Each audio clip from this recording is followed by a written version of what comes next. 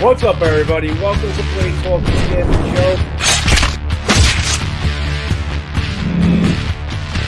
Sit back, relax. We got a pretty good show here.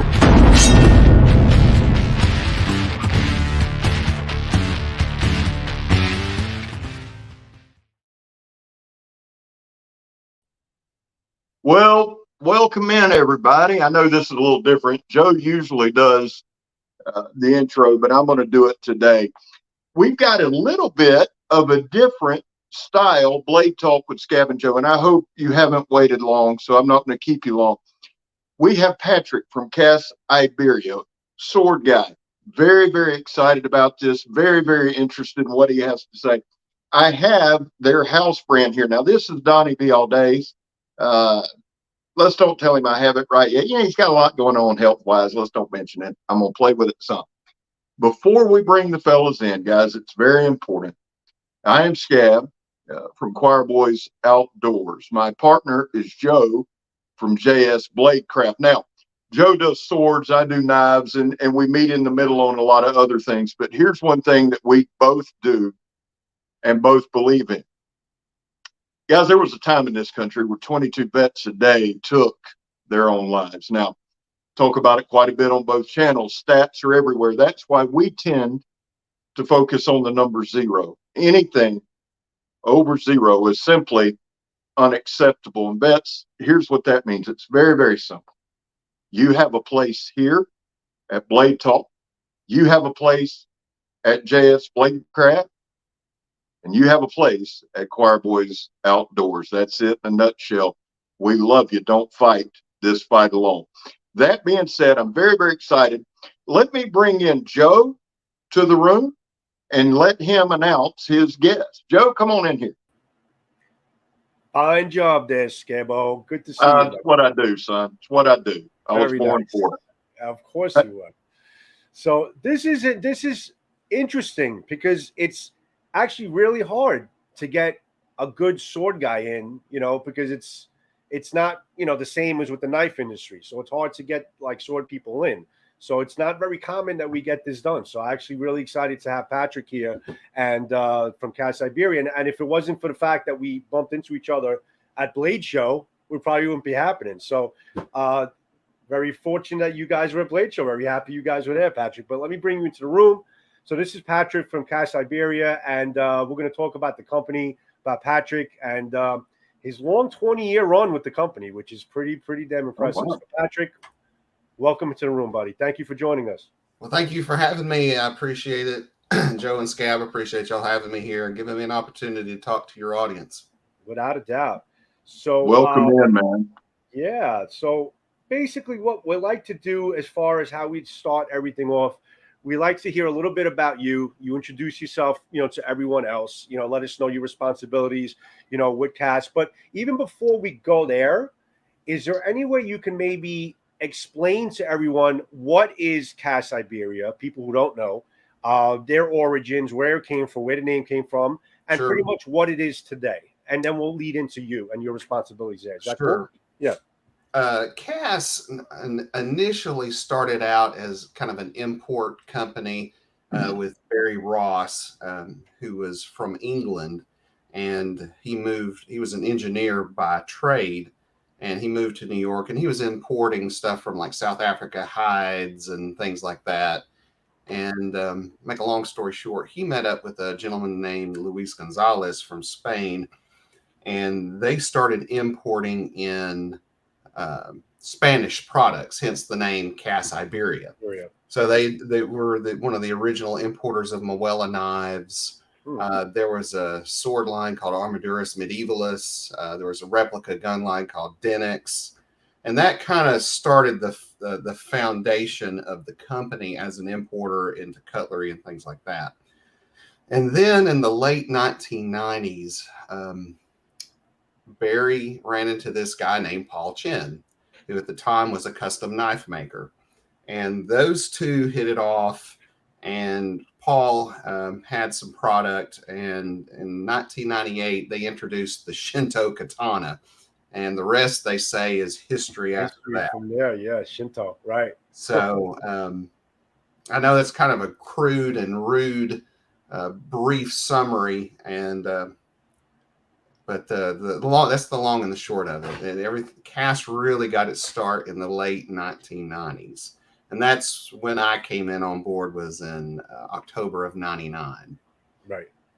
So you've been there 24 years. That's No, I left in 2006. I went to work for Frost Cutlery, which is on the other side of town.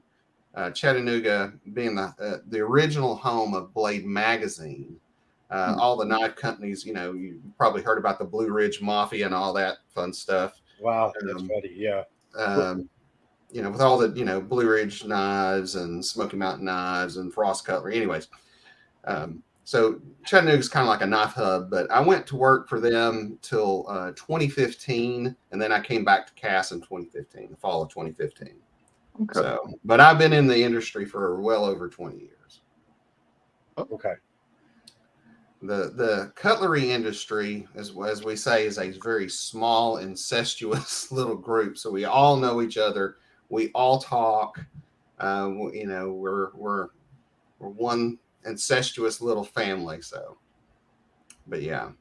Well, Frost is well known by everyone, and then, like you said, that Blue Ridge connection through there. Which so you're in Chattanooga then? Correct. We're north of Chattanooga. Yes. Okay. I might see you Monday or Tuesday. I got to run up that way, I think. Give me a call. I will. So give you a quick tour. I'd love to. If I can get up there, seriously, with my job, you never know. If I can get up there sooner, I'll hit you up. But how many different brands do you represent? Well, it changes. We I think right now we got about eight or nine. I can count for you real quick if you wanted. No. We got, of course, we got the Conway brand. I can put the page up at any time because I have it ready to go. The latest one that we don't have is Castrum. They ended our exclusive distributorship at the beginning of the year. So we no longer carry Castrum. It's kind of hard to protect MAP pricing if you're not the sole distributor of a line. Okay. So now, if you could also, because I know some people had asked me this question when I started planning the live and I did shorts and stuff like that and comments and all that. So people are wondering, CAS Iberia, all the companies that you guys have there, Kingston Arms, Hanway, Dragon King, there's so many great sword lines there.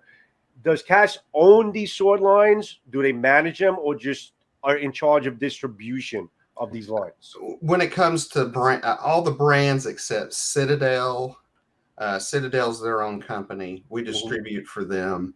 Kisley R Supreme, which is a knife line, we distribute for them. But with the current war going on with Ukraine, we're not able to get any of their product. But all the other brands, except for Red Dragon, which is a distribution line, all the other brands are ours. Okay. So Hanway, Dragon King, Kingston Arms, APOC, those and Legacy Arms are all house brands. All house brands. Okay. And mainly, like, where are these? Where do they manufacture mainly? Is it outspread? Is it mainly overseas? Like, where is it? Well, it's all import. Legacy Arms in the Philippines, Kingston Arms, China, Dragon King, and obviously Hanway's in China. Right. Red Dragon comes from the UK. Kisley R Supreme, obviously, from Russia. Citadel is from Cambodia. So it's a little bit. We're a little bit all over the place. A lot of things to manage. Definitely a lot of things to manage. We're trying to look at maybe getting some European lines back in, kind of get back maybe some of our Spanish roots again. I'm also kind of looking at bringing back the Rock Creek brand, something that I'm looking at for maybe 2024, maybe 2025, something like that. Right. What interests me the most was the fact that I didn't know that Citadel made these really high quality knives. Oh yeah. Which I want to bring those up actually if we can. See home. we're actually right in the middle of revamping that whole line. We're discontinuing out some old models and bringing in some new ones. Right. I'll bring up the fixed blades. So, Well, so you guys don't just do swords; you do knives as well. yeah. Yes, Okay, I had no idea. That's why I'm asking.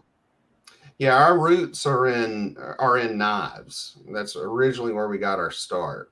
And then, then in the late 90s when Hanway came out on the scene, then we kind of really exploded into the knife market. Because with the Armaduras and Art Gladius sword lines, they were kind of more, more wall hangers. And then we had an Iberia line that was coming out of the Philippines, which was made out of like 1060 carbon steel. And actually I have one of those original Iberias over there in the corner. That was kind of really where they had the functional part of it. But it wasn't until Hanway came along in 98 that we really took a leap forward into the, high end, functional cutlery. This is a really handsome look. I mean, this really kind of caught my eye a little bit. This with the rosewood handle, the Citadel, because to be honest with you, maybe I'm ignorant, but I didn't know that Citadel was producing knives. Oh yeah, I always looked at them as producing swords, and they got some pretty nice looking stuff. Oh yeah, the Citadel stuff is great, and it's wicked sharp. I mean, from the katanas to the knives, you'll cut yourself before you even know it with them. Oh yeah, no, the katana I know. Citadel. Scab. Just so you know, Citadel. As far as my opinion, in terms of it, like production swords, Citadel and Evolution blades probably produce some of the finest katana in the production market. We're not talking about like Walter Sorrells or anything like that. The production market, right? So Citadel is You're talking straight production. Yeah. Well, yeah. Joe, would you go back to the one previous before we get to the kukri? Would you go back? This one? Yeah. Yeah. The one, that is dope. That's nice. It's really, it's just rosewood really handle. Yeah, I love how they do the rough scaling on those blades, and then they polish out the edges. It's absolutely gorgeous. You get kind of that hammered patina look. Yeah. That rosewood is just a gorgeous. You don't get more handmade than that. And you know what's interesting about their knives, Scab, and you'll appreciate this, they're all differentially hardened. Okay. All their blades. It's a DNH7 steel, which I got to do a little more research about it, but they're all differentially hardened, all in like that whole Japanese style, which is pretty cool. What is the price point there, Joe? I'm blind as a bat. This one's about $239. It's not too bad. It's not bad. It's not bad. No, it's not bad. It's not bad at all. Actually, the size, it's a 12-inch total, and it's about the blade is about 7 1/8. So it's not a bad price at all. That's good looking. You're not going to get.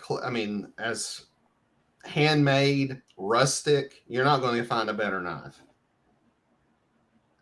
Now, do you carry these, Patrick, like at the shop? Oh, yeah. They've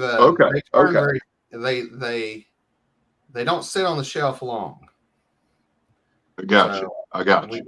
We get them in, and one thing we started doing this year with Citadel that we've not done in the past. I'm limiting how many of each model that we bring in. Okay. So we're only going to do 50 a year of each of the knives. So, and you move those pretty quickly. They'll be. They're not inexpensive by any stretch of the imagination, but they're not overly priced either. No. This one, even this kukri here, is around $415. It's not overly, it's not too bad. And this is nice craftsmanship. I look at that spine. It's a beautiful piece, man. Yeah, they do a lot of fine detail work on the spine that you can't really see in some of the photos, but I can see it already. Even if the photo's not too good, I can see the work that goes into it. Yeah, without a doubt. Yeah, so so there's knives. There's also European. So they're selling European swords. They're selling Japanese swords. So there's a lot of variety here.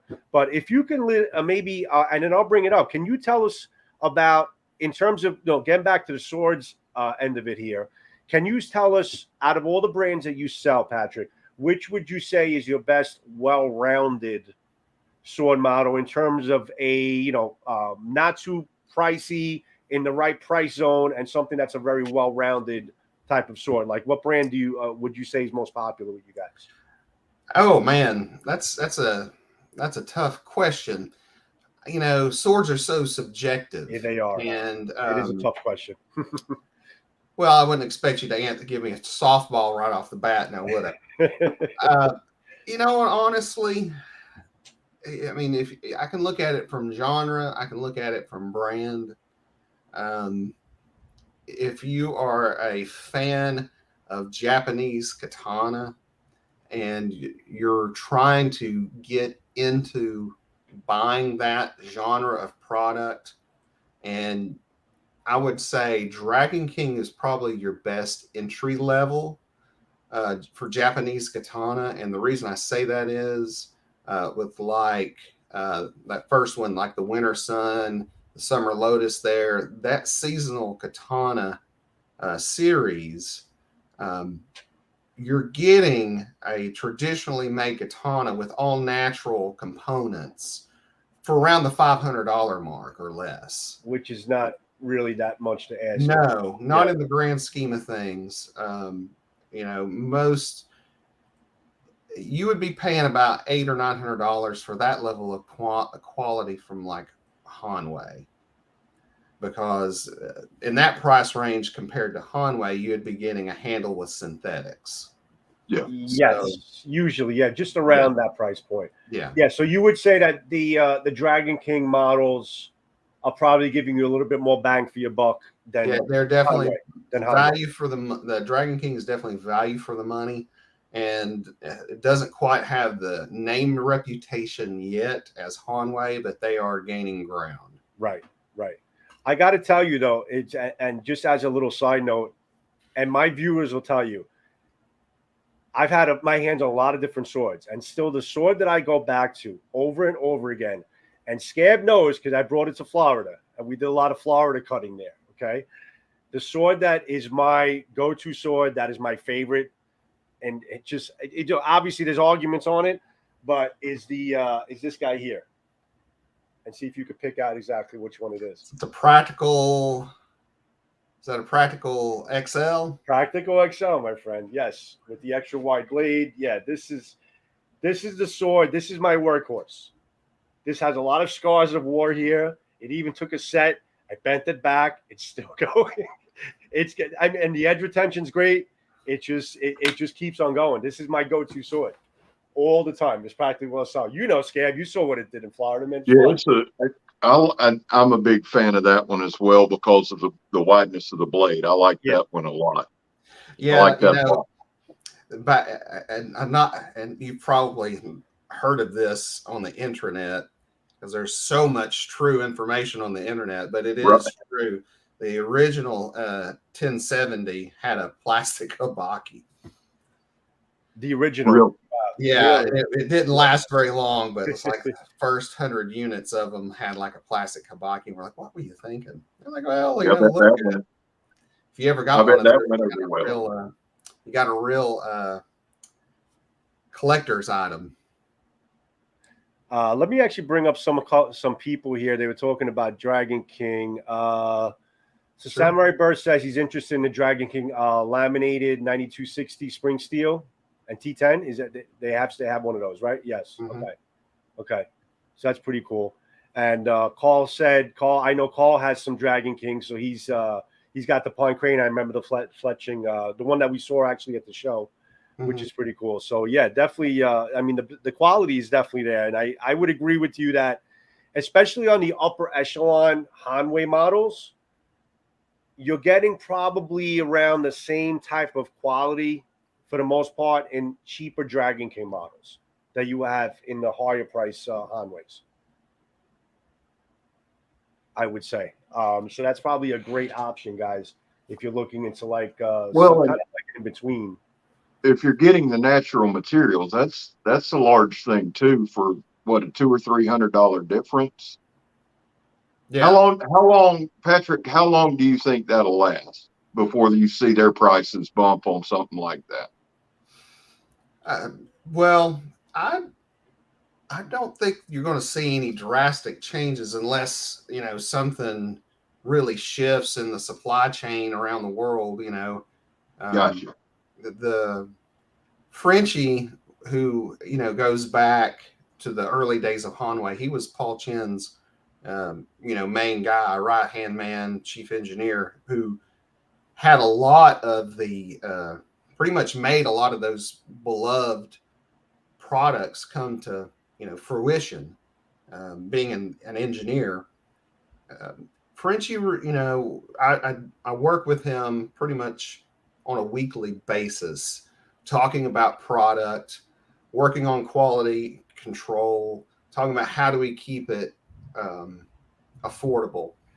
Back in the olden days, in the late 90s, early 2000s, Paul's biggest thing was being able to make a product, make a sword that people could afford, that they could enjoy. I remember Paul telling me a long time ago, it was when he was a child, his parents had a sword collection, and I guess they were selling parts of it off, and he was kind of upset about it because he's like, oh, that's like, it's like, but he was a kid and he didn't have a say in it. But I remember him telling me this story about them having some swords, and he was not happy that they were selling off some of their stuff, or I don't know, for whatever the reason was. We're talking 20 years ago, this story is.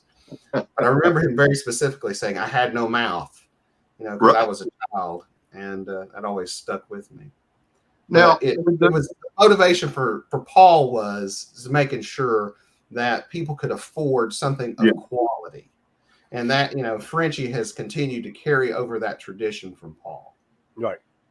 With Patrick, with Hanway, I believe it's a Hanway battle axe. It was gifted to me, but I can't find another one. Do you have some? It's well, like I'll have to see what it is. Here, I'll grab it. Yeah, you love your battle axe, that's for sure. It's going to have to play Stump Me. Well, I got this one. Practical XL. That's the next one. I love that chair, by the way. Thank you. Oh yeah, that's his war chair, man. Oh yeah, that's his an throne. XH 2099. Yeah, we still make that. Okay, this one was gifted to me, Joe, by Backyard Knife Dudes. One of the first gifts I ever got. I think it was the first gift I got on the channel, but I haven't seen another one. And I'll be 100% honest with you, I didn't know where to look. But I love this thing.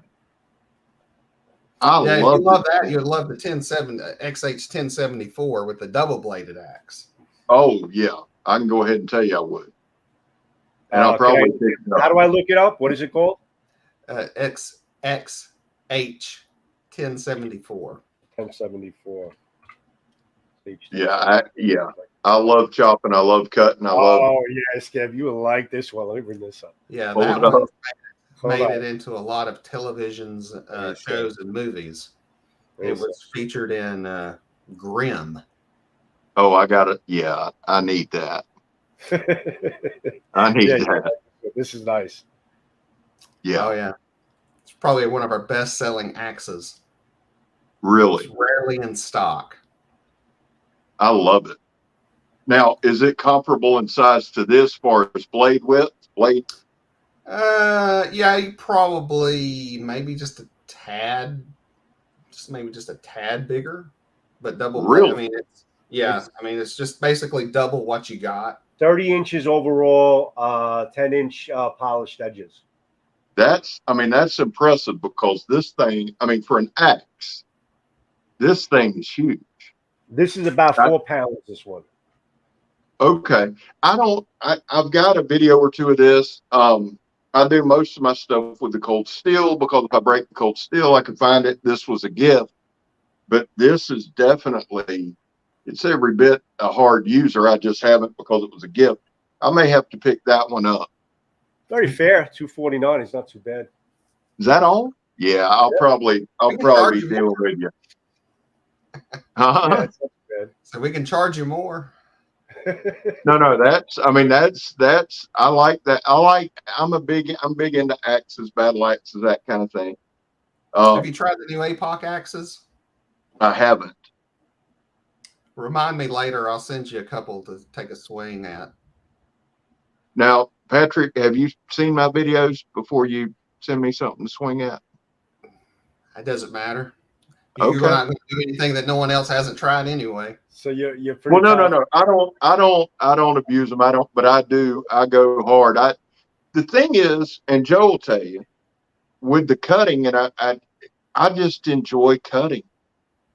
I get it. You know what I'm saying? I just enjoy cutting. When we get a new product, I keep saying a product, but if we get a new sword, I'm always anxious to get my principal photography done so I can actually get to swinging to see how it cuts. Well, that's great that you're able to like just get first hands on it, which is awesome too. Yeah. But yeah, no, you got a lot of nice. They have a lot of nice axes, Scab. Actually, I think you'll. I'll check them out. I'll definitely check them out because I love them, and I've been looking for something that stuff like that. I mean, let's be real.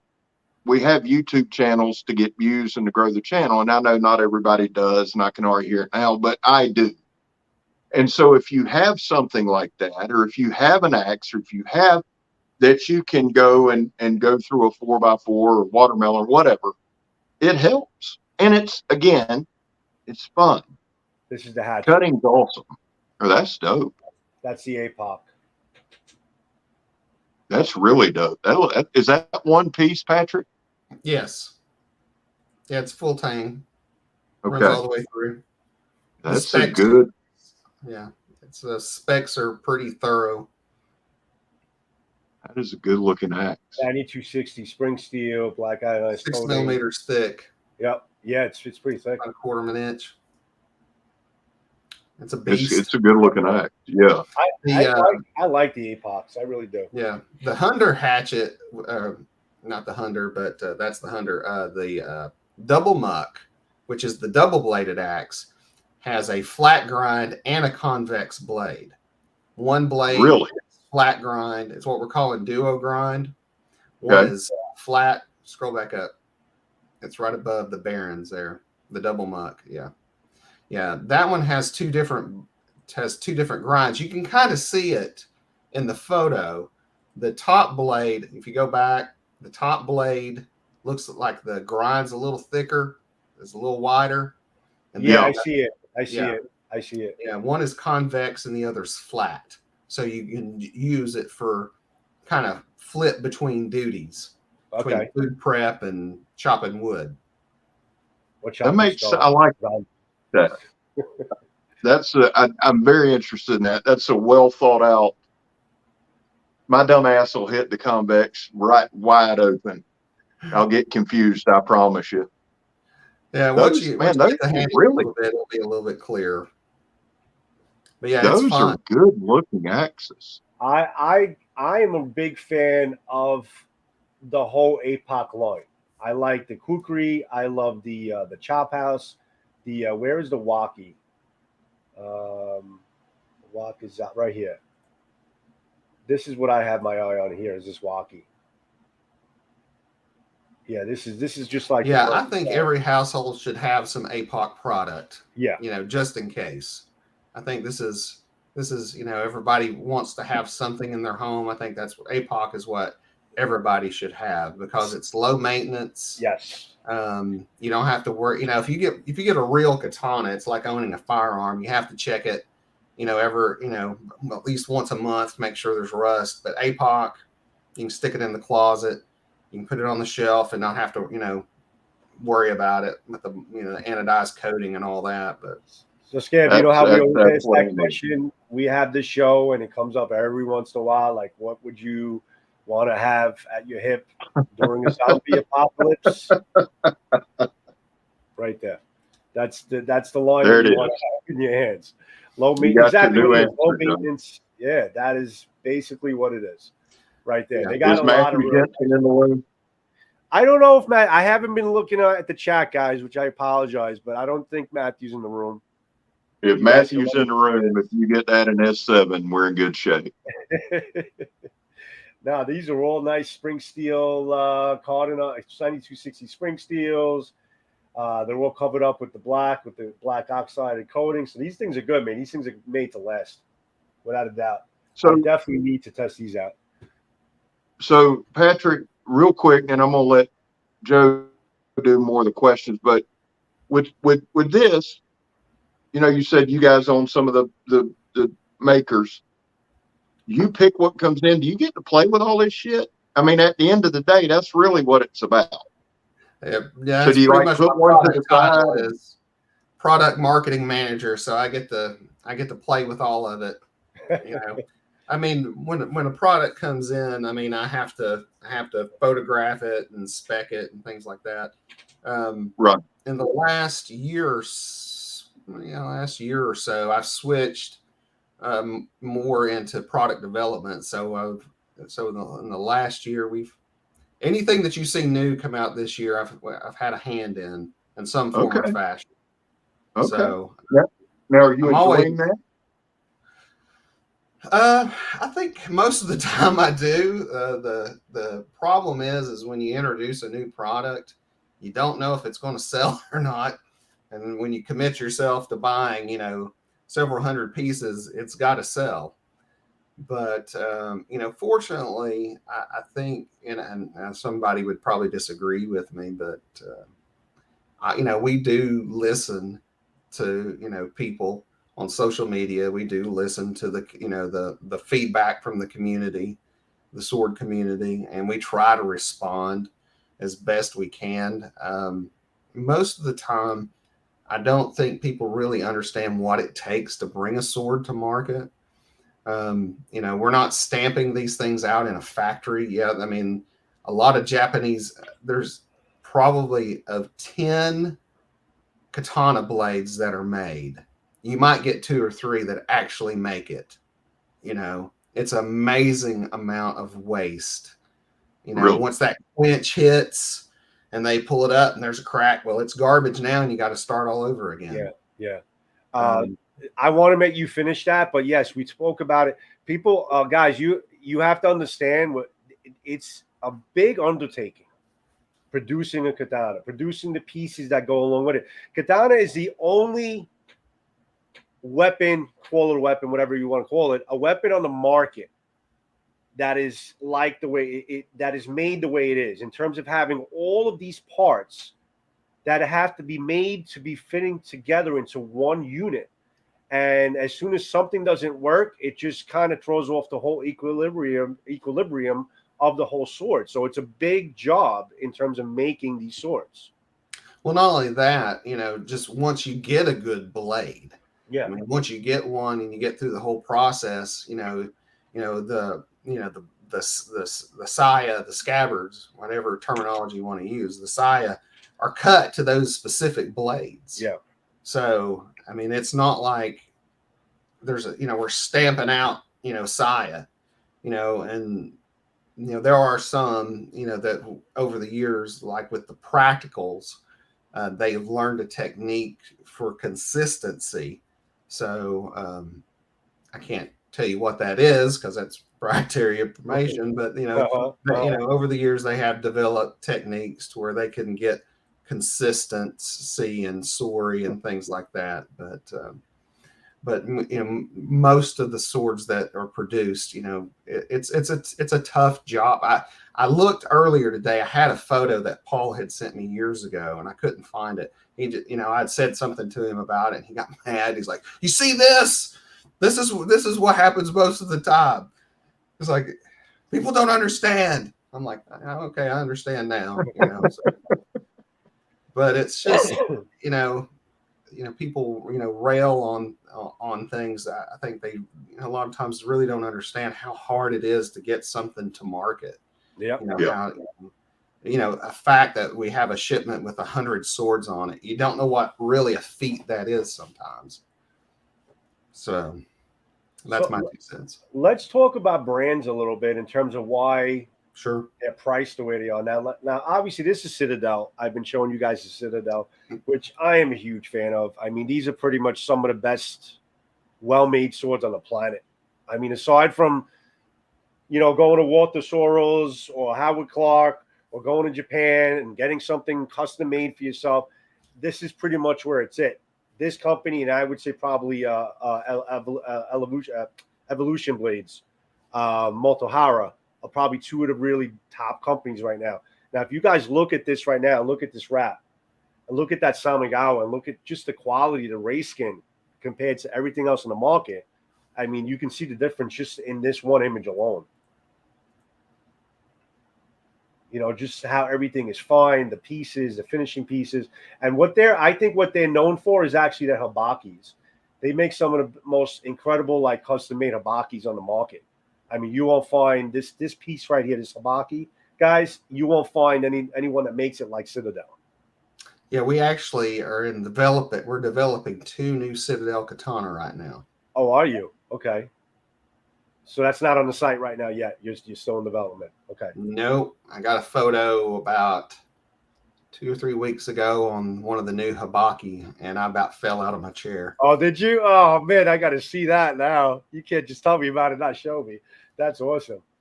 Well, once I get something a little bit more refined, I might slip you a photo, but that'll be between us. Oh, absolutely. But these swords are just absolutely gorgeous. Now, this is actually probably the cheapest one in the lineup. I think at around 1869. This is this is the Lotus theme. Actually, this is the Wakazashi here, but these swords are just top notch, guys. I mean, and yeah, that's their. Is the DNH7 their proprietary steel? No, I don't think so. I think right? it's just a bowler steel that they have access to. And one thing I would like to point out, and I don't know how many people knew this, but during the pandemic and the supply chain issues that followed it, Citadel was not allowed to export swords for like a year. And we had people screaming left and right, why, you haven't had any in so long. Well, it's because the government wouldn't let them ship. And we, I guess it was, sometime at the end of last year, beginning of this year, we finally started getting sword shipments in from them again. And they had to go through a whole new licensing thing just to get them in, get them exported. And, they are very much in demand. And if you've never cut with one, then you will not. Once you cut with one, you understand why they command the price that they do. Because, and nothing against my Dragon King and Hanwei brands, but $3,000 for this katana, it cuts like butter. It's so you would say for the price listen, I know how they're made. I see how they're made, and I can spot out as far as what's quality. I can definitely spot that out. But you're saying in terms of the price point, you're saying in hand, first hand cutting with it, it's worth the price point, the price of admission, because it cuts that well. Well, I mean, if you're a cutter, if cutting is your thing, then you'll love it. If you're doing cutting on a regular basis, then yeah. I mean, if you're looking for something just to hang on the wall, right?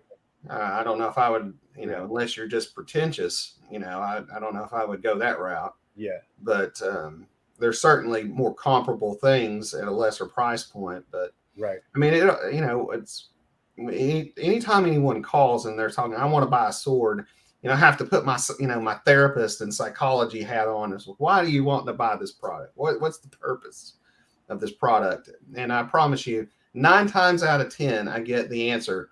Well, just in case. Right. Well, just in case what? The English are going to come over and charge you on your front yard, or you got ninjas, creeping in the garage. What's the? I don't know. Yeah, we just ask for reasons. We cover that a lot though on the channel about use your shit, and you could spend the $3,000 if you never pick it up, if you never swing it, if you put it on a wall, you might as well wipe your ass with that $3,000, because when the time comes, if you do need it, you're not going to know what to do with it. But Right. I do like the fact that you ask people. I really do, because $3,000, and I'm sure there's some guys out there in the knife community going, holy shit. But if you're paying $3,000, you need to know what you're getting. Like you said, if you're a cutter, if you're into cutting, you're getting your money's worth. That speaks to me. That speaks volumes to me that you do that. Well, That's a gorgeous board. Yeah, this one's beautiful. This there's a one lot of is people that- $3,000. Yeah, this one is at $3,000. Yeah, well, that's probably the most audacious one that we have. Yeah. But there's a lot of people that I don't fault anybody for wanting something. I grew up with guns. But to me, I have more control when I have a blade. I hate to pull an Obi-Wan Kenobi.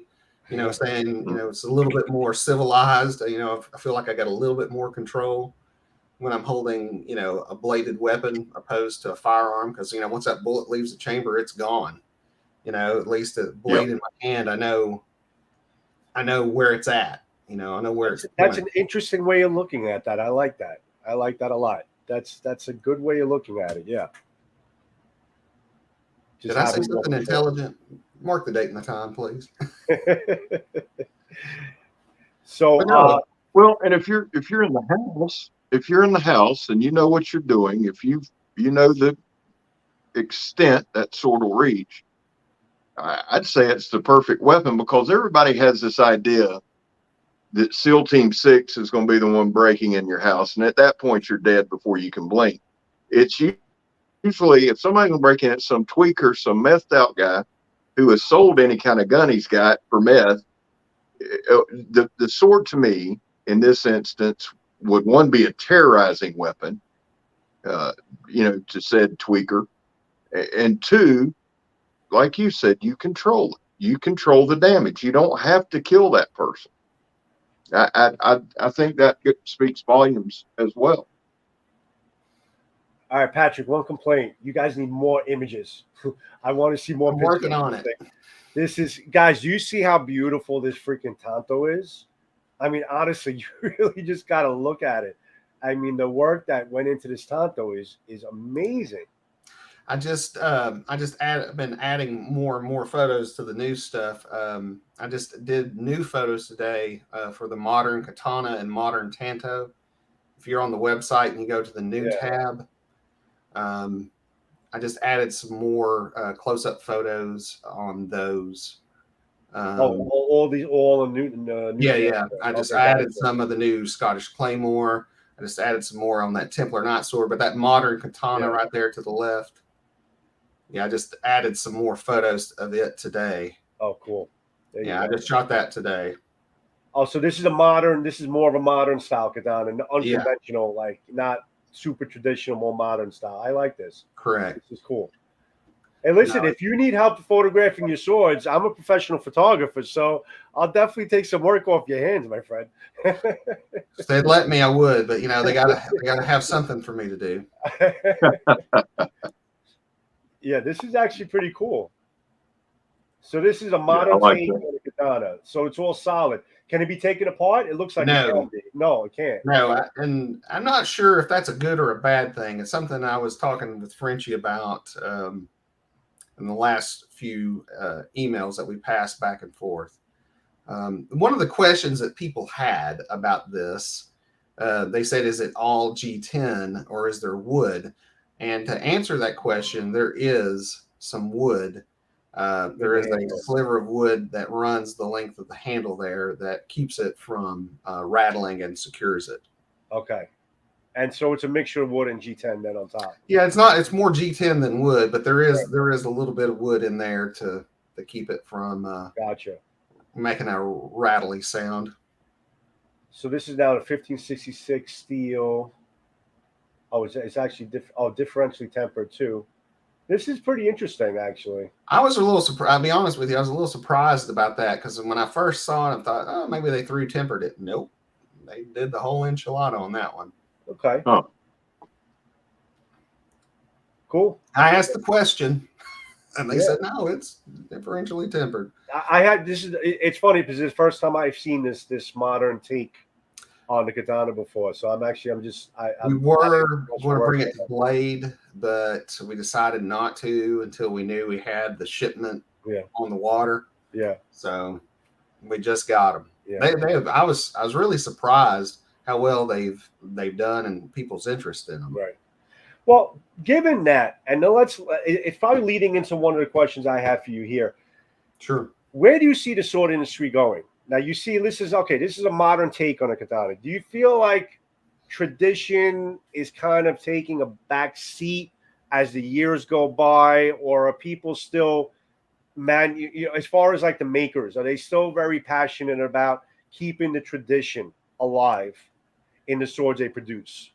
Like, where do you see it going? I mean, listen, we're not talking about fantasy shit and all the anime. That's a different genre altogether. We're not even going there. I don't even want to talk about that at this point. But where do you think it's going in terms of the creators right now? What is their outlook what is your outlook as far as how do you think the industry is going? That's a great question. I can't say with certainty that I would say that people are abandoning tradition.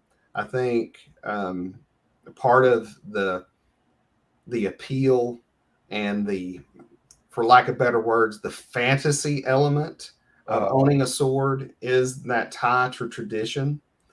I think there are some modern improvements or some modern techniques that people are willing to accept to make these things more accessible. And this is something I talk about a lot when people call in. They go, well, how is this made? And, and I go through I don't know if you ever look at any of our resources on our page, but, I talk, they talk about the tang a lot.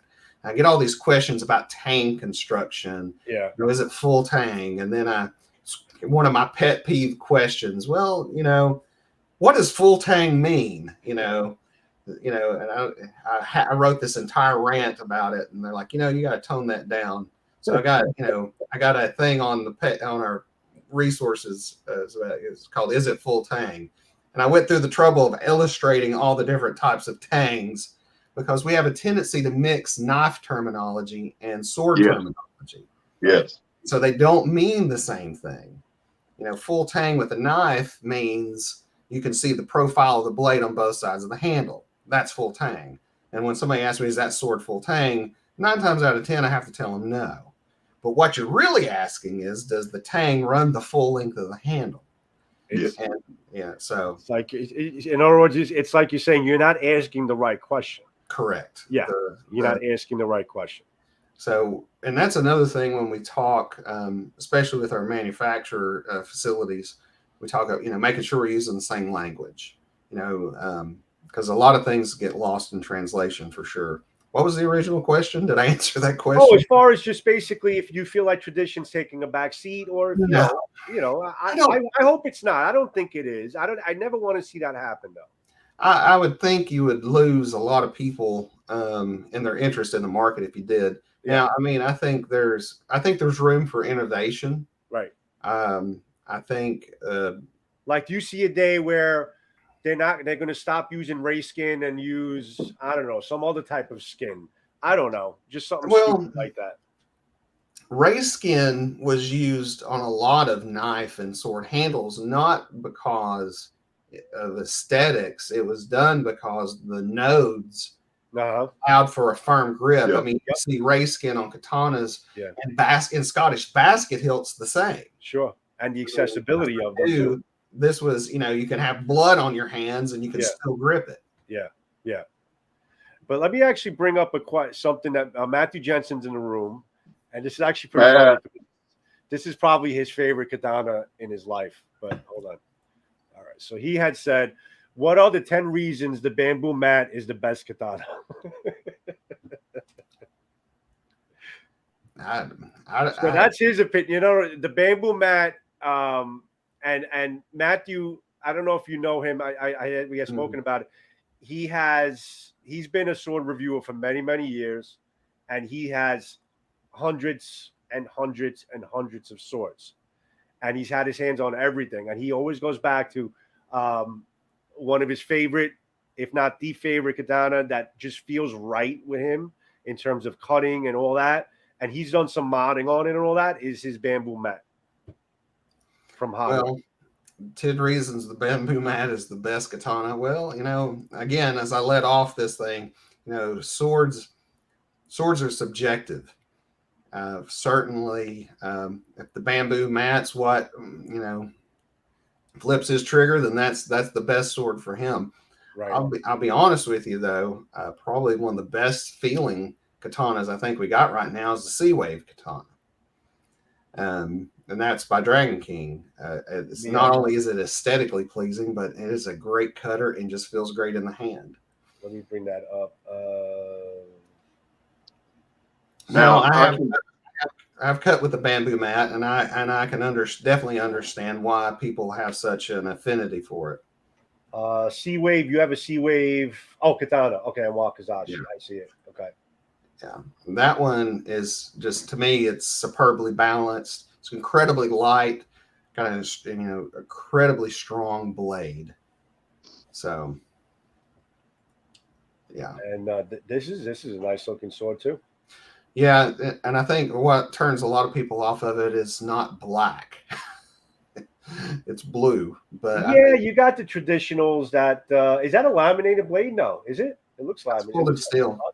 Huh? Oh, it's woven steel blade. Oh, nice. Now, is it in S7? That's going to be big. Mm-mm. It'll be big for a mixture of 9260 and T10. I'd have to look.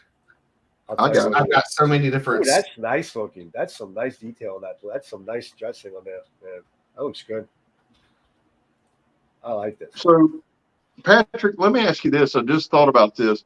When you bring in certain models, right? Mm-hmm. And models of sword, do they come in different steels? Like, could you have the same model? And this is coming from a knife guy, so if I'm not asking it correctly, tell me. Sure. But no, you get no specific? A lot of times if we're developing a product with, say, Hanwei, or Kingston Arms or Legacy Arms, a lot of the times if we're bringing in a new product, we're trying to fill a need in the market. okay. Obviously, an argument could be made that the world doesn't need another katana. I don't know. Apparently, we still have to make them in lots of shapes and sizes and colors, so we're still having to make them. But typically, the way we've been looking at it is we're trying to fill a need in the market. So whatever that market's need is, we try to, get the appropriate steel for it, to whatever that is. I see. The choice of 9260 and T10 and that, that particular blade is, so, you got the strength and then you also got the flexibility. And then on top of that, you have contrasting layers of steel where you can see things like the Hada, that's coming out in the blade. You can see the layers of the steel in the blade. So some of that, there's so many factors that go into making a decision on why do we choose that particular blade steel. Now, sometimes, if it's something that, say, Frenchie developed on his own, he'll say, "Oh yeah, and I did this steel." Like some of the Chinese, like the Tao Tai, and some of those other great pieces that that don't get a lot of fanfare, but definitely are great pieces of sword art on their own merit. So, but most of the time, if it's something we're bringing to the market, we have input on what we think it should be. If that answers your question.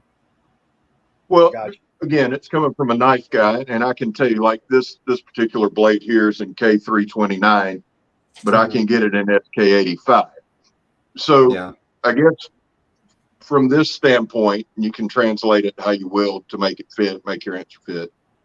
I know in the knife world, it's always, in these days, we're kind of in the golden age of knives. So now it's, what's the next great steel? Is it Magna Cut? And I guess I was gearing my question more that way. Do you see that in the sword world, and you answered it. You're filling a need. But I didn't know if, there might be a desire there to improve upon the steel, et cetera, et cetera. Well, I did spend nearly a decade with Frost Cutlery on the knife side of the business too. The way I see the knife side of things, yeah, there are some very serious steel snobs in that market. Yeah. I don't know. My experience on the knife side is more utilitarian than it is in collector than it was innovative in the sense of people trying to make the next biggest steel, if that makes any sense. We're looking at developing some more knives for in the CAS family of brands. We're looking at things like D2. When the Kisley R line, D2 is consistently the most popular steel, and there were some different ones that there's some bowler steels in there, some sand. When we had cash and we had the Sandvik and things like that. I don't think in those terms. I think in the terms of we're making a knife or making a sword, we're making some piece of cutlery that fits a specific need. And what is that? Whatever that need is what that steel needs to be. If that makes any sense. Perfect sense. Makes perfect sense to me. I know Kisley R does a good job with AUS 8, and typically I despise AUS 8, but with a Kisley R I don't. They do it correctly. Yeah, they handle it. I really enjoy their knives. Can I ask you a question? Why you're not a fan of AUS 8? It's pretty much just 440. Because I had two pieces when I started this channel in AUS 8 that weren't heat treated correctly, and I hated them. And that's a terrible reason to hate a steel. But when I first started out, Patrick, I didn't have any luck with it. And I'll be honest with you, from a channel standpoint, we focus on function. I don't really care about, I'll tell you this, I have steels that I like and I prefer, and I think everybody does. And I don't have any real steels that I hate. I didn't like, I'll give you two examples. Kisley R, I did two knives of theirs in AUS 8 that I just fell in love with. They seem to do it very well, very consistently. The knives that I hated were cold steel in AUS 8, but I love their AUS 10. So it's just one of those weird things. There's no real rhyme or reason for it. I started off, and I'll tell you the truth, it was an OSS double-edged knife. And I think what they did, I think they hardened it, and I think they were so concerned with getting the top edge hardened. It was probably a one-off, if you want the truth, but I'm not really patient, and I'm quite petty. So it didn't land well with old Scab. But I understand. I just curious, because some people have poo-pooed AUS 8, and I really didn't understand it, because it's pretty much just European 440. Yeah. And like I said, Kisley R did it so well that it started changing my mind on it. Yeah. And opened my eyes on it, to be honest with you. Well, I appreciate you answering that. Yeah, absolutely. In general, I when I first started getting into the Citadel, I was a little bit of a steel snob, but then I kind of got to realizing that it's not so much the importance of the steel itself, but more just the smith that is working that steel, and their talent and their skill and their experience in working with that particular metal, and what they can get out of it. Like you could take, like, all right, we'll talk about L6 bayonet, which I wanted to talk to you about as well, because I know that Hanway's making the L6 bayonet. Now, I don't know what the consensus is on Hanway's L6 bayonet. I know about Howard Clark's L6 bayonet, and that is probably some of the strongest steel on the market, in the world, on the planet. So it's just a matter of who is working with what metal, and if they're what kind of job they're getting out of it.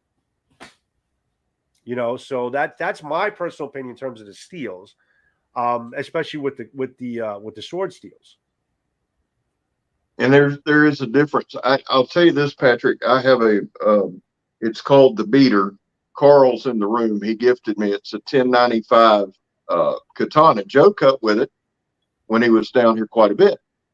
I never understood what the hype was about katana until I kind of got that one, and I was like, oh, okay, I see it. As far as balance, weight, sharpness, everything that went into it. And then I was kind of like, oh shit, I see it, So when you start, and I started watching Joe some, and I watched Matthew some, and Bird and all the guys, Carl, and the cutting, Eric Hussein, who's a masterful cutter. I see it. You know what I'm saying? Like my channel's function and all that, but it's also learning. With historically background and stuff, I like European swords, but I definitely have a better appreciation now for katana, and it's just dope. Yeah. Well, to me, I think you can be picky about steel. I mean, everybody has their preference, but probably one of the best cutting katana that we have. And I don't know. And I asked Frenchie about this. It's like, I don't know what you did on this sword, but you gotta replicate it.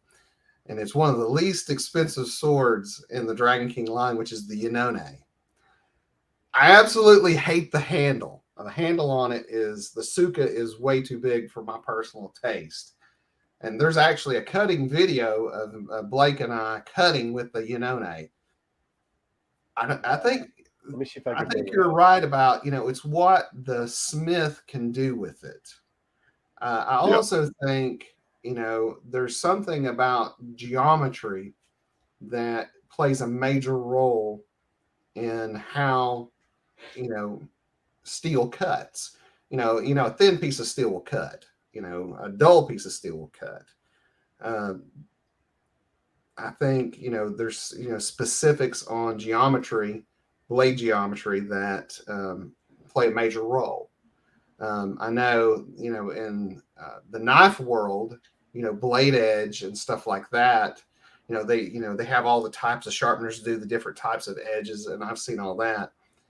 But, in the sword world, we don't talk about that a lot. Right. At least in my experience, which, was limited to my CAS world. But, we don't really talk about the edge, but the geometry, I don't know. There was something about the geometry of this sword, and it didn't matter which one I pulled out of the box. They all uniformly cut well. Well, geometry has to matter. It absolutely has to matter. I feel edge alignment, geometry, heat treat, etc. And I think Joe's spot on. I think it's what the smith in your world, I think it's what the smith does. I have, and of course I don't have it back here, but I have a knife, Patrick. It's called the Night Hunter. And I did a stupid little video just cutting a jug, right? Mm-hmm. It's got 1.5 million views on it, but it's not because of my skill, but it's because we got like 7 or 8 cuts on that jug. And I think every single ounce of that is edge geometry. It's a high saber grind with a micro convex cutting edge. I think it absolutely matters. Joe, do you? Absolutely. I mean, is this a Shinogi Zakuri? This the geometric of this sword? I don't know. I'm just trying to figure it out. I'm trying to examine. I asked him. Well, I asked Richie, I go, what did you do with this sword? He's like, yeah. No, yes. Geometric. We speak about geometric on our channel, on our corresponding sword channels a lot. I know a lot of people are very huge fans of Unakubi Zakuri in terms of the balance of them and the control of that. Some people just like the Shinogi Zakuri because it's just a well-rounded type of steel, gives you a little bit of durability, a little flexibility, some balance. So it's like you said, it is a subjectional thing as far as what people are comfortable with. Yeah. in terms of cutting. You know, the Hirazukuri, I think, are the best cutters, but they're also not the most durable cutters. So it all depends on really what you're looking to use it for.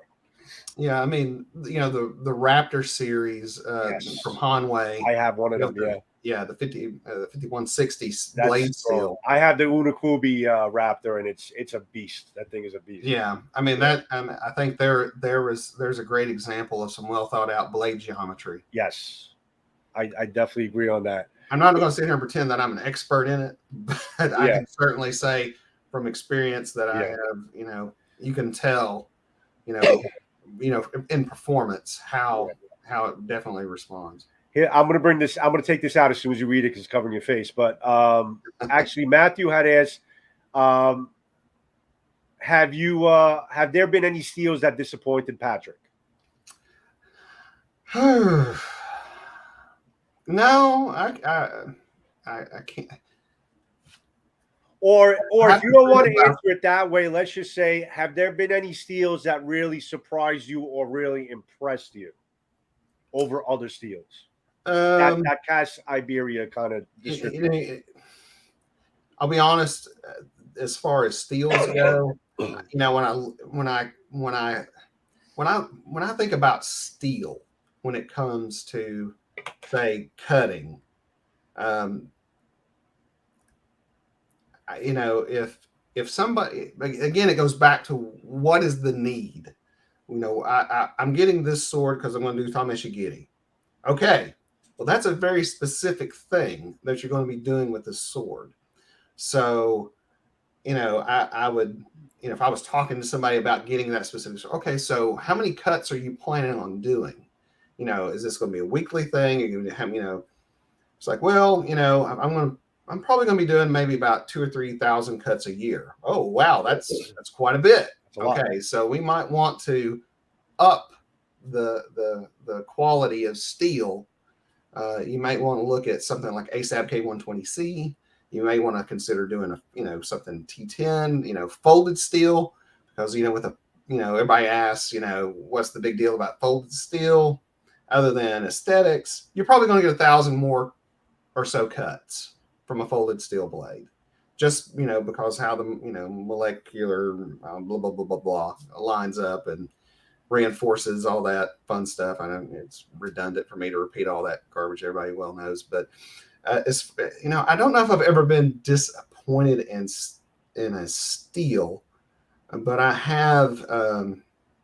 have been disappointed in you know, just there's been some execution of some products that were not great, and those, obviously, some of those products are no longer in the line. But then again, I approach this from a different understanding because I see the manufacturing side of it. Right. You know, you know, I have, you know, we hear the struggles of, you know, bringing some of this stuff to market. You know, when I think about steels, flip the coin, you know, flip the other side of the coin on the knife side. You know, if somebody saying it's like, I need a good knife. Well, what are you going to be doing with it? Well, you know, occasionally I open a box. Oh, occasionally you're going to open a box? Well, then, you know, AS8 would be pretty good for you. Oh, well, you know, I open boxes every day. Well, then you need to get a D2 still. You know, you need something with a little bit more oomph behind it that's going to have good edge retention.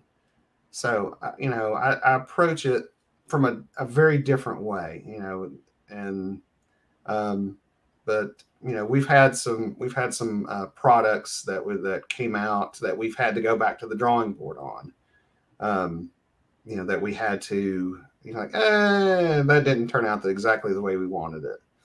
And, you know, sometimes the sword market will forgive you and sometimes it won't. So, but, you know, that's the other thing, you know, when you're developing a product, a sword product or a knife product, you know, you have the development stage and then you prototype it. And sometimes the prototypes will be like, man, this is it. And then you actually put it into production and you're like, oh, this didn't exactly turn out the way we wanted.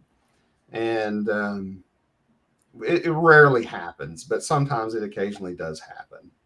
Happens on the sword side, happens on the knife side, and usually they'll kind of pop up and then they'll be gone. So Okay. I don't know if I answered that question. I think you did. I think you did. I appreciate you taking the time. Scab, did you have something? Because I wanted to get into something new with Patrick, but you had something you want to No. Keep Okay. going. I'm good. So let me ask you a couple of questions, because this might actually help out the people that are viewing the video even afterwards. Given the your product line of CAS, okay? If someone came to you right now and says, "Listen, I need a katana, and I'm strictly cutting bamboo. I'm a bamboo cutter. I want to cut, harder bamboo, possibly a little dried up bamboo, and also tatami mats. Let's just say, strictly like harder materials. What brand or what specific sword, if you want to mention it, would you probably gear towards?" I would probably tell them they need to go over to bouguet.com and order a Shobu. We haven't spoken about Bouguet yet. Actually, Bouguet is a really good line that you guys sell. There's a lot to talk about with you. You guys have a lot of brands. Let me see if we got. All right, so the Bouguet line, which I'll talk about it in another show, guys. All right. So now if somebody just basically said they cut strictly tatami mats, tamashigiri, traditional tatami mats, where would you gear them towards? Well, first thing I'd ask them and find out how much they wanted to spend. What's their budget? Okay, And the budget's a big part of it, of course. Yeah, and then I would try to dial them into, like I said, I'd either, if they're like, oh, I only got $500, well, I'd probably put them in a Unone or a 1070, and that's a practical katana. It all depends on what they want from the product. If they want something, okay, I'm just going to use it. I'm gonna refine my technique, and then I'm just gonna chunk it. Well, then that's what the SH1070, the practical katana, is for. It's not there. You don't have to worry about maintaining. You don't have to worry about taking the handle off. It's just something you cut with, and then when it's done, it's done. It's in essence kind of a disposable sword. But if somebody that's like, I really want to get something traditionally made. I want to be able to take it apart and do all that fun stuff, then I would probably point him over towards the Dragon King side of the fence. But then, I approach it from the consumer perspective. What are they really wanting? What are they really needing? It's like, what do I got to do to put you into a new sword today? Right. How about entry level? Someone's looking to basically just start getting into cutting with swords. They want to cut with the swords. They want to learn. They want to practice. What would be the entry level that you would probably gear them towards? Well, I mean, definitely the practical katana, SH1070. Right. I think we mentioned it earlier. The seasonal katana from Dragon King. Dragon King, I like that. Tempered blades. I mean, great product. Obviously, like I said, you got synthetics versus all natural materials that you got to balance out there. I think apples, almost apples to apples. The autumn leaf versus the SH1070. I can't think of the model number for the autumn leaf, but those are two very good, reliable katana to get started in. And it's not like we've just crept up onto the market. We know what we're doing as far as getting people into some good product, some good swords. Right.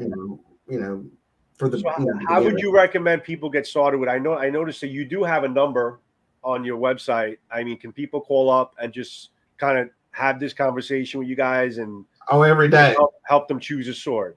Oh yeah, this is. I get at least 2 or 3 phone calls a week about trying to talk people and putting them into a new sword. Okay. And just like I said, I said, okay, so what do you want? What do you want this thing for? It's like just in case. And I'm like, okay, well, how much do you want to spend? I don't know. A lot of times I'll try to get them in something like an APOC because they're not really wanting the responsibility of owning a katana. They think they want a katana. Yeah. But they don't really want the responsibility of owning a katana. That's a good point, because there is, and Scab, because I told when you have the Waki, you have a couple different katana there. Especially you living in Florida, and what do you call it? The armpit of The armpit of the world. Armpit of the world. So Small capital.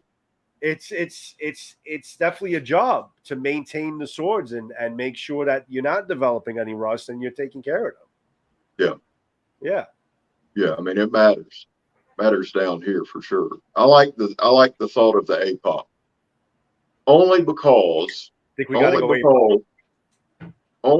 down here I do a lot of cutting, and having the channel is not like, when you have a channel and it's first world knife problems, but you're not cutting with the same thing every day. So I might cut with a katana and it might be a week, it might be a year before I come back to whether it's katana, knife, whatever.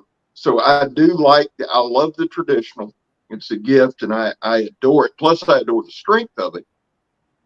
But I do like the idea of having something that I can pick up, walk outside, cut whatever, wipe it off, come back in, and I'm good. I do like that thought.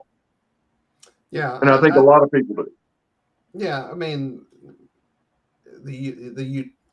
people look at the APOC line and think, oh, it's a fantasy thing. No, it's very utilitarian. No, not at all. I mean, it's kind of the answer, to a lot of people's just in case question. There's a, it's funny. I get a lot of moms sometimes that call me up, says, yeah, I was going to buy a sword for my son. And like, really? Okay, go mom. So what, it's like, is your, the first question out of my mouth is, your son responsible or your daughter responsible? Are they responsible individuals? Look at this Gladius, Scab. Dude, that's dope. That's a Wasteland Gladius. Yeah. Actually, I absolutely love that. And a single lead picture. Okay. Well, here's the thing, Patrick. When it comes to fantasy, I actually have a company I represent that make fantasy functional. So I promise you, I've got some of the craziest hard use, heavy use. So I don't look at things. I've stopped looking at things as wall hangers.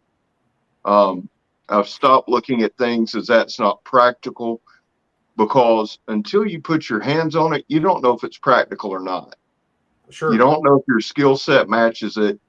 And honestly, from being a kid and going to the mall and the cigar shops with all the suits of armor and claymores and swords, I love that. But what I found, at least back then, is a lot of that was crap. And I've got some of it right there. So when a company comes along and they can take that fantasy and they can make it functional, they can make it hold up, I'm all in. I'm way in. I love it. I remember back in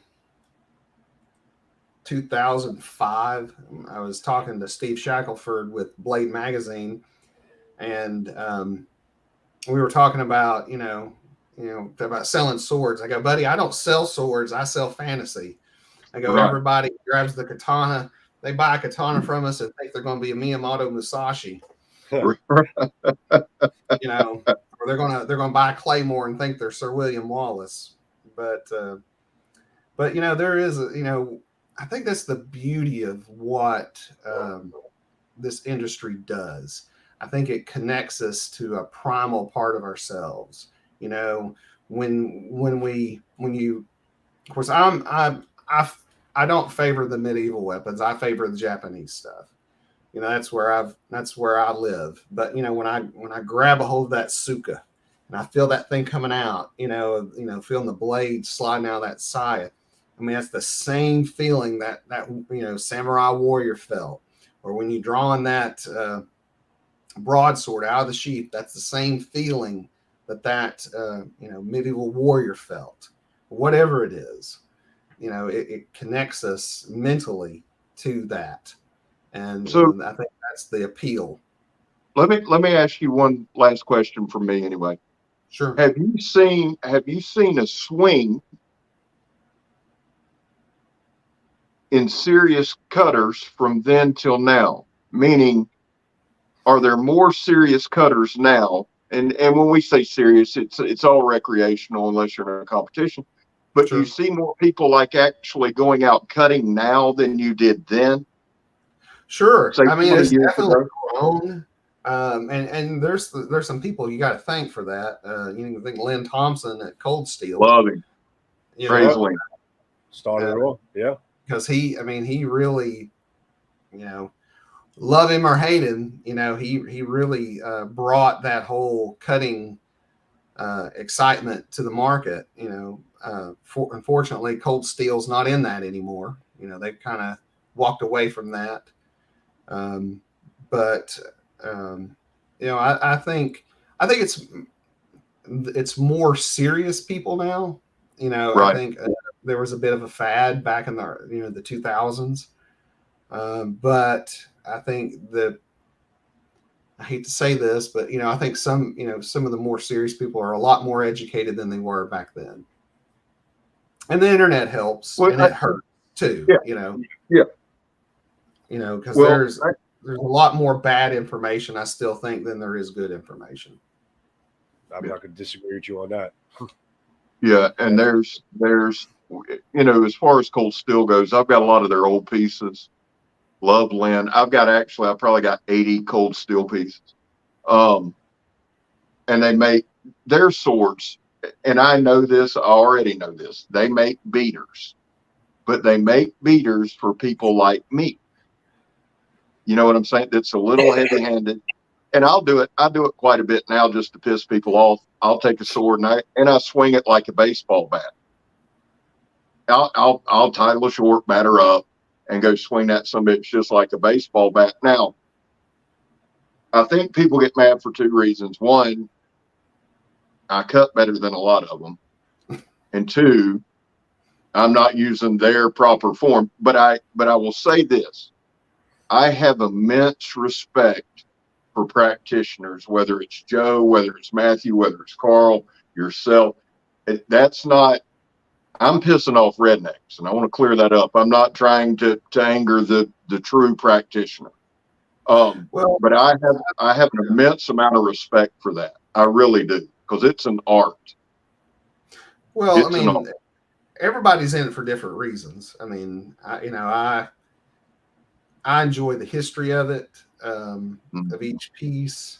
One of the things I love the most, about katana, and I think the Dragon King series of katana do the best at this, is the story. There is a story being told. And I talk about sword art a lot, not in the sense of being artsy fartsy, but in the sense of, they're not just weapons. It's not just a sharp piece of steel. It's a piece that tells a story. And if you look at something like the Warhorse katana, or even the bamboo mat, or some of those others, there's a story there, behind each one of those pieces. And I think that is what draws me to that genre of product. Draws me to like the Japanese side of things, because there's so much to be told in each of those pieces.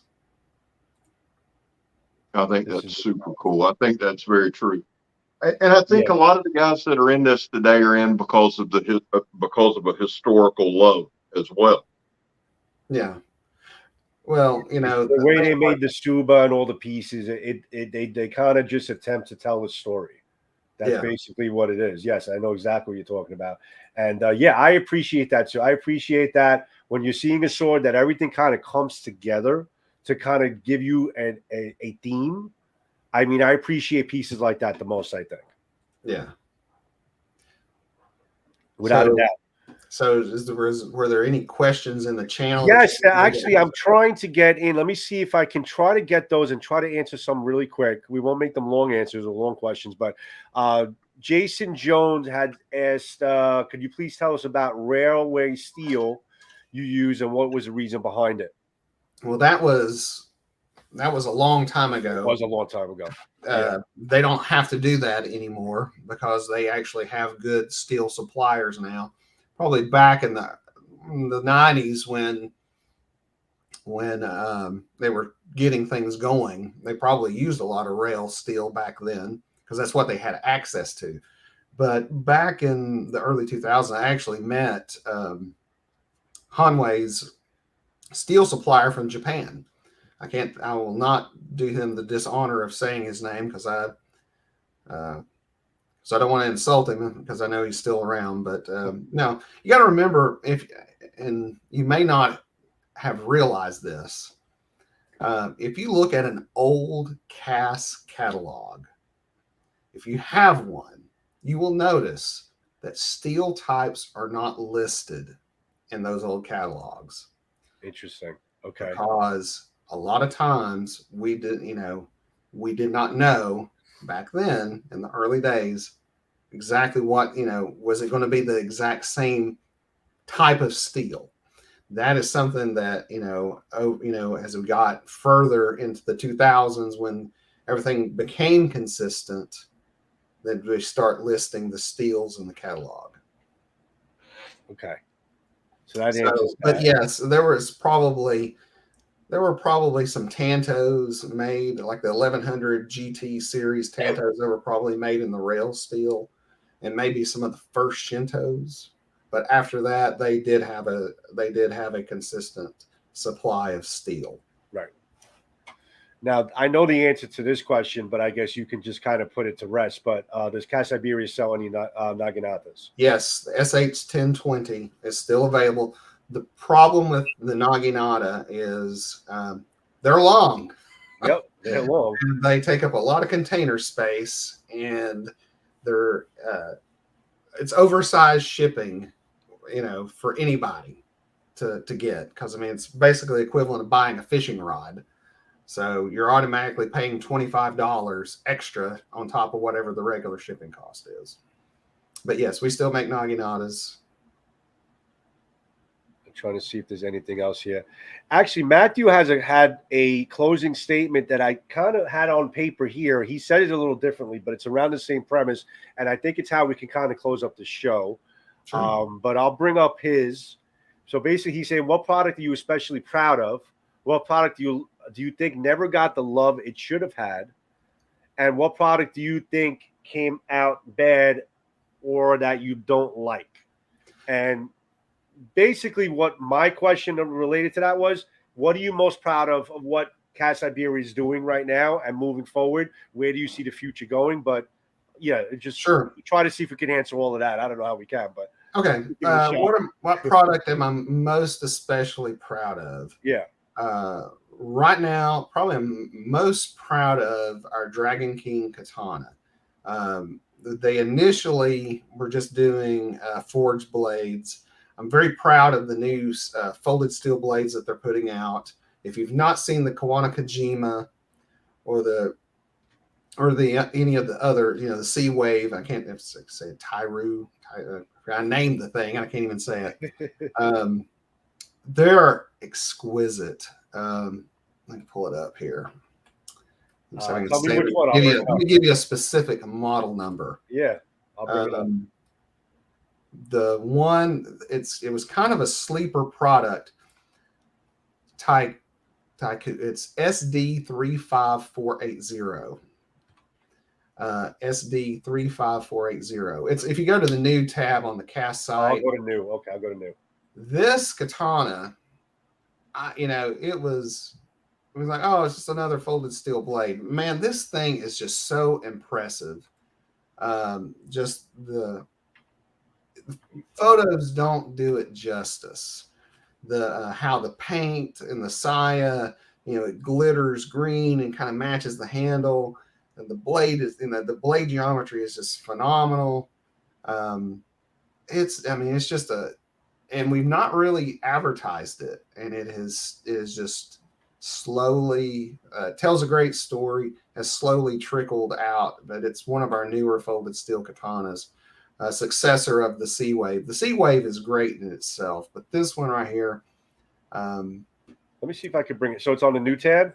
Yeah, it's on the new tab. I'll bring that up really quick. What was the other question after that one? I think that should have gotten some love, but didn't. Yeah, that basically, what sword basically you think that you feel like should have gotten some love, but it didn't, in the end? Or you disappointed that it did it? I don't know if there's a couple that I would probably. I think on the Kingston Arms brand, the Tourney series, the blunted reenactment swords, I think they probably should get a little bit more love than what people give them credit for. I know a lot of people are loyal to Hanway, and which Hanway has the brand recognition, the history, and the consistency. But I think the Tourney series of Kingston Arms, the hand and a half right there. I mean, it's a great piece. They sell and they do well, but I think Blake and the team did a really good job developing that for the next generation of reenactors. Yeah, there you go, Kingston Arms. Yeah. But things that there's very few things that disappoint me. I think probably if I had to pick one, if you were going to make me pick something that I was like, I don't know. There was a Shashka that Hanway put out that we're currently selling. It could have been better, not in the sense that it wasn't made well. I felt like we could have made something a little bit more. It could have been more special. It was just kind of, I think there was something they were wanting to make, particularly for the European market, that necessarily here in the States, it just wasn't something that we asked for. Right. You know what I'm saying? It's a good product. It's well made. Just it could have been a little bit more special. Right. Good product. Yeah, Patrick, we've been on for about an hour and a half, and I appreciate you taking the time, but I don't want to keep you on for too long because we could go on with this for a very long time. Can you give us maybe some closing statement about CAS Iberia, sure, as far as your brand, as far as what you guys represent right now in the sword market? Sure. And kind of like where you're going from here. Where do you see your the name or the brand going from here? Sure. I'm going to take a little bit of a twist on this. First, I'd like to thank you, Joe and Scab, for having me tonight.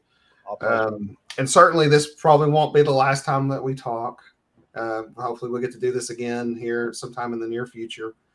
We need to have, we do. Yeah, I mean, for sure. No. Well, let me just jump in. Sure. There's so much to cover, Joe. Let's in this upcoming week, and I hate doing it on here. Patrick, if you don't mind, let's schedule something up again before the end of the year. I just feel like we've got a good introduction with you. Yeah.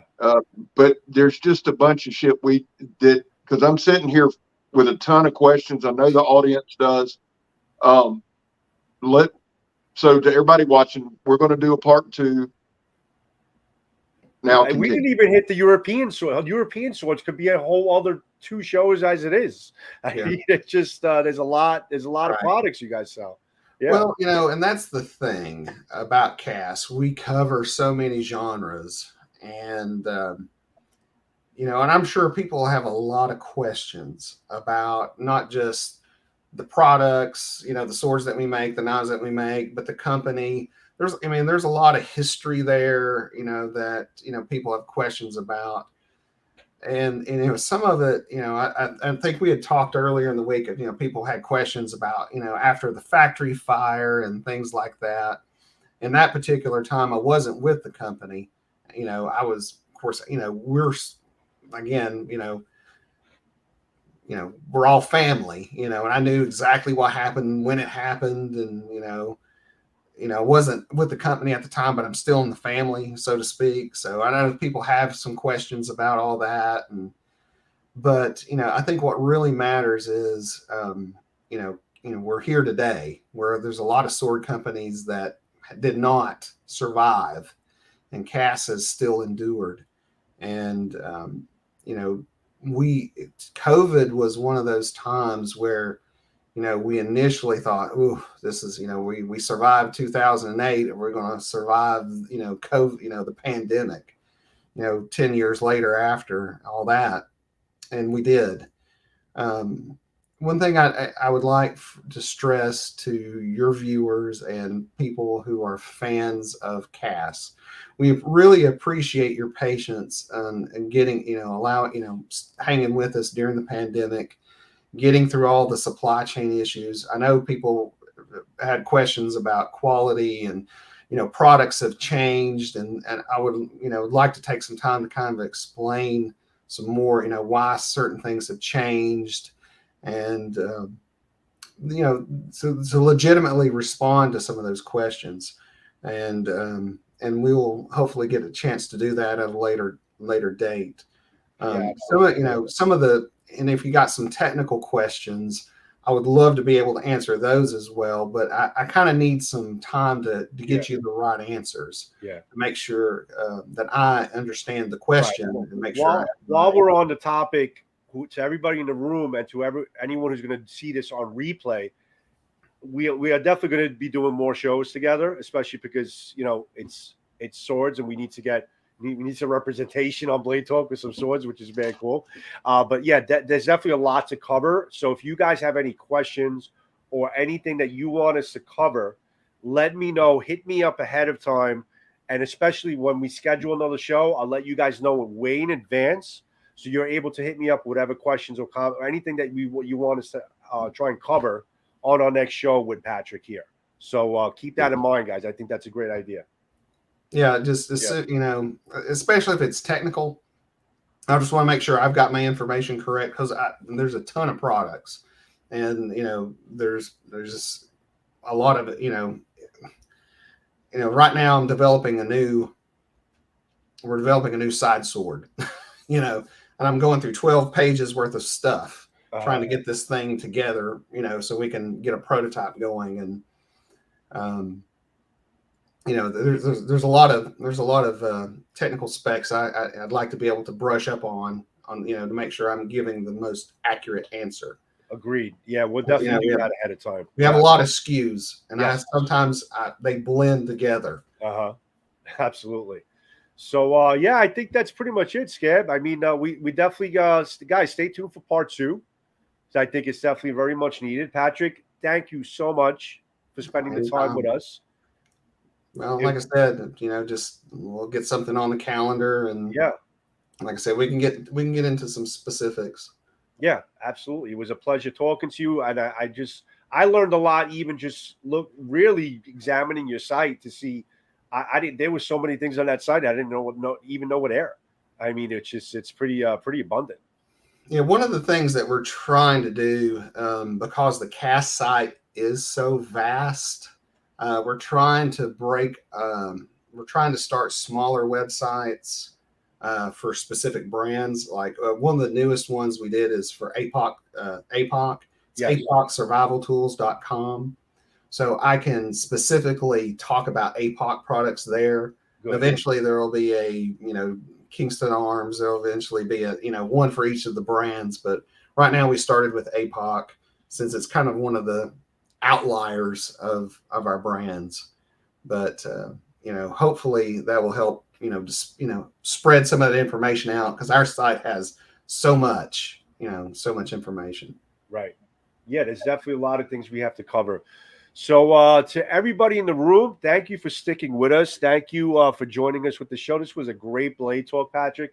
Really appreciate it. Scab, any closing remarks, closing thoughts, or anything like that? Well, I went into this as I normally do, excited, but I've got more questions than I got answers. So I think here's what we do. I think when we break, Patrick, we always sit here and look stupidly awkward as the live goes off. Hang out with us. But one thing I need you guys to do, I want to say 2 things, Joe. I'll let you wrap it, Joe. First thing is this. I think CAS Iberia had the most lively booth at Blade Show. I know Donnie had the most fun there running around with the arming sword. So they're worth checking out. The other thing I want to tell you guys is this. Thank you for being patient with us as we build Blade Talk and we bring you guests. And so thank you for being here. Patrick, dude, I can't wait till the next one. I'm seriously looking forward to it. Guys, in the comments, start putting questions. I want Joe, next one, we're just going to do questions laden from the peanut gallery there. I think that'd be the best thing.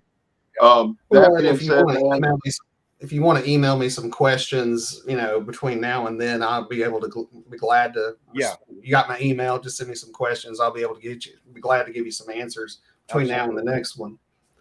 But, I like it. I like it. Yeah. Hey, thank y'all for coming out. I appreciate y'all coming out. As always, we love you. Don't forget, we've got our Donnie B All Day raffle going. Joseph, sing us home, buddy. All right, guys. Listen, thank you for joining us for another great Blade Talk. This was definitely a different one with swords, which is excellent. We got to get more of these done. So stay tuned for part 2 with CAS Iberia with Patrick coming in. And don't forget to, like we said, leave those questions or leave those comments on comment on this video or on Scab's video. And this way we can kind of make a note of everything and get a little more prepared next time. So until next Blade Talk, guys, thank you for joining us. We'll see you when we see you. Have a pleasant evening. Have a good night, guys. Thank you. Hang around, Patrick. And this is the